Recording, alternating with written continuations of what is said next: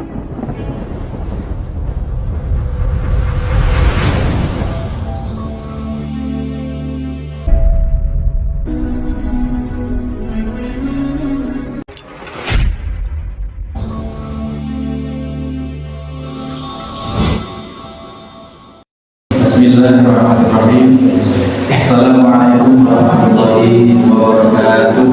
Waalaikumsalam warahmatullahi wabarakatuh. Innal hamdalillah nahmaduhu wa nasta'inuhu wa nastaghfiruh wa na'udzu billahi min shururi anfusina wa min sayyiati a'malina.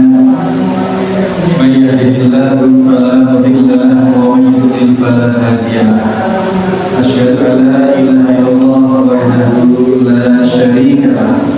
Asyhadu anna Muhammadan abduhu wa rasuluhu la nabiyya ba'dahu. Allahumma shalli wa sallim wa barik ala Muhammadin wa ala alihi wa sahbihi wa man qala Allah ta'ala ya ayyuhalladzina amanu taqullaha haqqa tuqatih wa la tamutunna illa wa antum muslimun. Qala Allah ta'ala Tabarakal-ladzi biyadihil mulk wa huwa 'ala kulli syai'in qadir alladzi khalaqal mauta wal hayata liyabluwakum ayyukum ahsanu 'amalan wa huwal 'azizul hakim. Sadaqallahul 'azim. Innal asdaqal hadits kitabullah ta'ala wa khairal hadi hadi Muhammad sallallahu alaihi wasallam wa sharral umur muhdatsatuha. Hadirin hadirat Bapak-bapak, ibu-ibu, jemaah Masjid Al-Muslim Curah Jeruk Panji serta segenap kami dimanapun berada saat ini, rahimani wa rahimakumullah. Kita bersyukur atas segala kesempatan dan kesehatan, baik itu berupa jasmaniah maupun ruhiyah. Kesempatan ruhiyah itu adalah berupa hidayah dan taufik, kesadaran bahwa kebaikan itu kebaikan dan kesanggupan kita untuk melaksanakan kebaikan. Itu adalah kesehatan ruhiyah. Kesehatan jasmaniah adalah alhamdulillah kita saat ini relatif sehat, relatif masih bisa melaksanakan aktivitas-aktivitas badaniah yang semoga saja aktivitas itu senantiasa terlahirkan niat beribadah kepada Allah Subhanahu wa taala, sehingga apapun yang aktivitas kita lakukan atas jasad kita ini, kebaikan-kebaikan ternilai ibadah di hadapan Allah Subhanahu wa taala. Amin. Shalawat serta salam senantiasa menjadi kesadaran kita, Bapak-Ibu sekalian, kesadaran kita untuk terhaturkan atas junjungan kita Nabi Muhammad SAW, sehingga multi efek yang kita dapatkan dari kita bersolawat itu bisa kita dapatkan. Ia pengakuan takwa dari Allah Subhanahu wa taala karena kita melakukan ketaatan untuk melaksanakan perintah untuk bersolawat.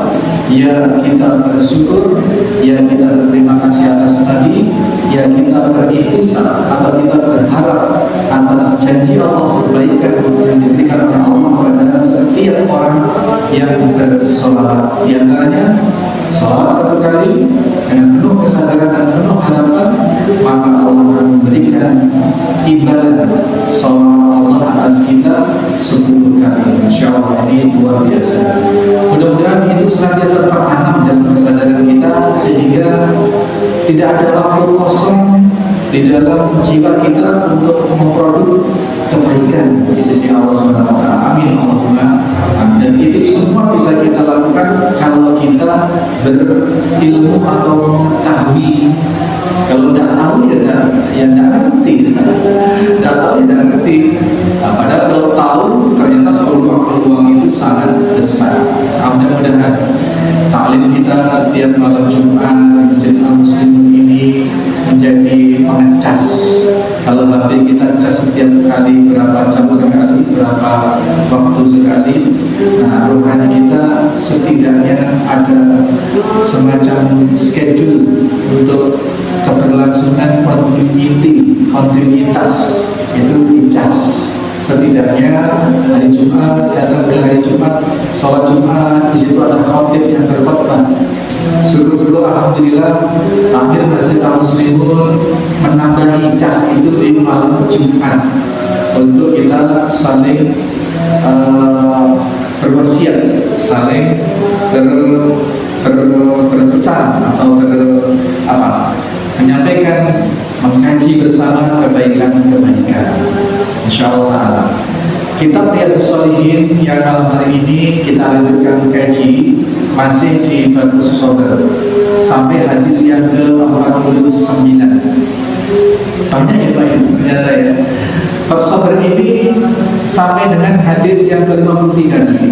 Sehingga nanti selesai malam ini masih ada 4 hadis lagi, 1 bulan ke depan lagi yang masih kita kaji tentang bab Shabar. Maka kita juga harus bersabar untuk mengikuti, untuk mengkaji hadis-hadis tentang sabar ini, karena ternyata di dalam bab sabar ini hadisnya sedemikian lumayan banyak. Baik, kita masuk hadis yang ke-49 yang dinukil oleh Imam Nawawi di dalam kitab Riyadhus Shalihin ini. Wa an Abi Hurairah radhiyallahu anhu qala, dari sahabat Abu Hurairah, semoga Allah meridhoi beliau, dan bahwasanya beliau dalam hadis ini menyampaikan sesuatu. Sebelum yang disampaikan Abu Hurairah, kita akan mengingat kembali Pak Enak oleh gitu kan. Abu Hurairah ini sering sekali kita dengar, familiar di telinga kita. Ini nama aslinya, ingat ya Pak, sudah sering kita sampaikan, Abdurrahman bin Sakhar. Kenapa disebut Abu Hurairah? Hurrah itu adalah kucing. Kalau anak kucing disebut Hurairah. Nah, di dalam sejarah Abu Hurairah ini senantiasa membawa anak kucing kemana-mana dibawa, gendong, dipangku. Bahkan ketika bermajlis dengan Nabi Shallallahu Alaihi Wasallam, Abu Hurairah juga ke masjid bawa kucing. Kucingnya ditaruh, ditinggal di atas pohon di luar masjid, taruh di atas pohon. Kadang-kadang juga dibawa masuk ke masjid. Nah, sahabat yang lain kemudian mendapati Abdurrahman bin Sakhar ini setiap kali ada dia, hampir pasti ada anak kucing. Maka disebutlah dia Abu Hurairah, bapaknya anak kucing. Itu sejarahnya itu. Kenapa Abu Hurairah? Kalau misalkan ibu-ibu yang suka anak kucing, mana-mana bawa kucing, maka akan disebut Ummu Hurairah.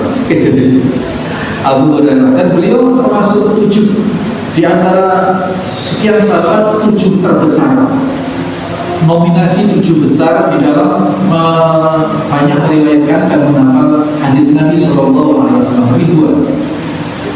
Nah, malam hari ini kita sampai ke salah satu hadis yang dibawakan, yang diriwayatkan oleh beliau Abdurrahman bin Sakhar atau Abu Hurairah ini, bahwasanya beliau menyatakan kalau Rasulullah Shallallahu Alaihi Wasallam, bahwa Rasul Shallallahu Alaihi Wasallam telah bersabda, "Ma yazalul bala'u bil mu'minina wal mu'minat." Senantiasa bala itu disertakan dengan atau kepada atau terhadap orang-orang mukmin laki-laki maupun orang-orang mukmin perempuan. Senantiasa bala itu diperuntukkan bagi oleh Allah kaum muslimin, mukmin ya, bukan muslimin, mukmin, orang-orang yang beriman, di kalangan laki-laki maupun di kalangan perempuan. Kemudian bala itu berupa apa? Berupa fi nafsihi, di dalam diri dia, di dalam badan dia, di dalam jiwa raga dia, fi nafsihi, di dalam diri seseorang mukmin atau mukminat itu, wa waladihi, dan bala itu disematkan pada atau dilewatkan bagi orang mukmin laki, mukmin perempuan, disematkan lewat tadi badannya, kemudian lewat anak-anaknya, kemudian binafsihi wa waladihi wa malihi, dan juga dilewatkan bala atau cobaan atau ujian itu melalui hartanya, wa malihi, hatta yalqallahu ta'ala wa ma 'alaihi khati'atun, hingga kelak apabila orang-orang mukmin dan mukminat ini bertemu dengan Allah, dia sudah tidak memiliki dosa-dosa.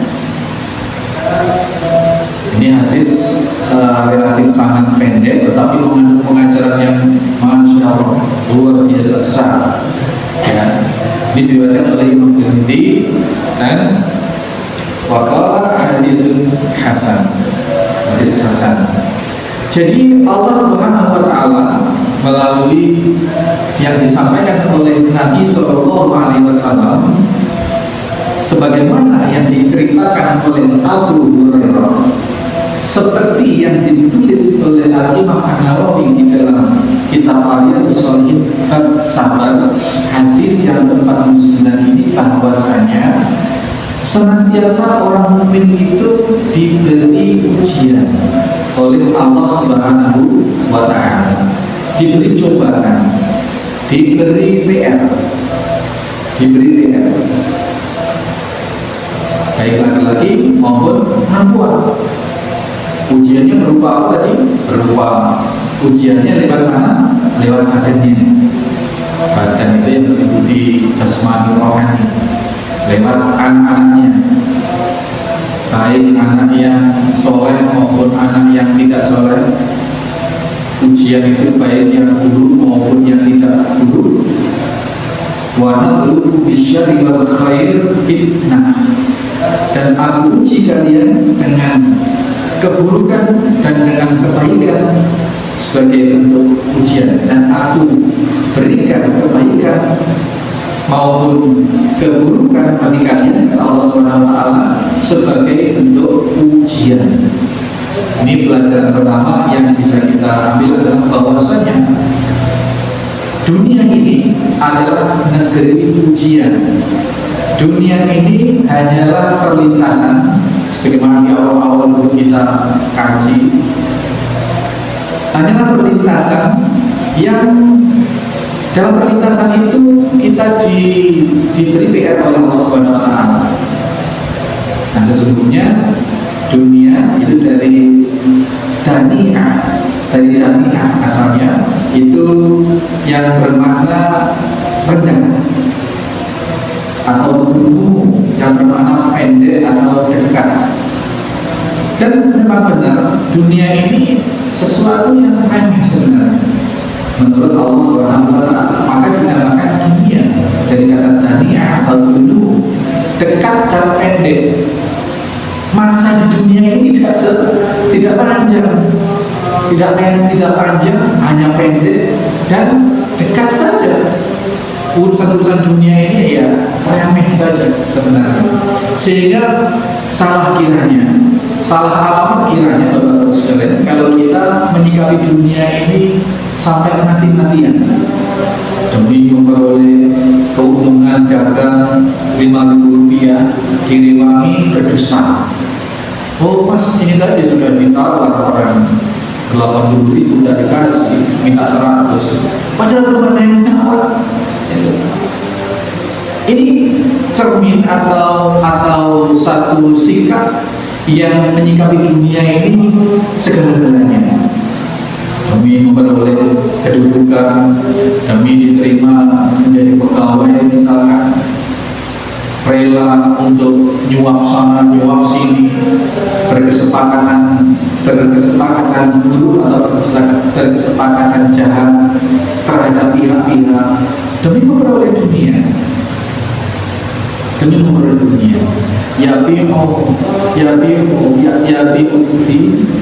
Dia menjual agamanya di alat minat dunia demi menukar dengan keberadaan dunia. Inilah yang disebut oleh Rasulullah SAW orang pagi masih mukmin, sore bisa menjadi kafir. Sore atau malam masih menjadi mukmin, pagi sudah menjadi kafir.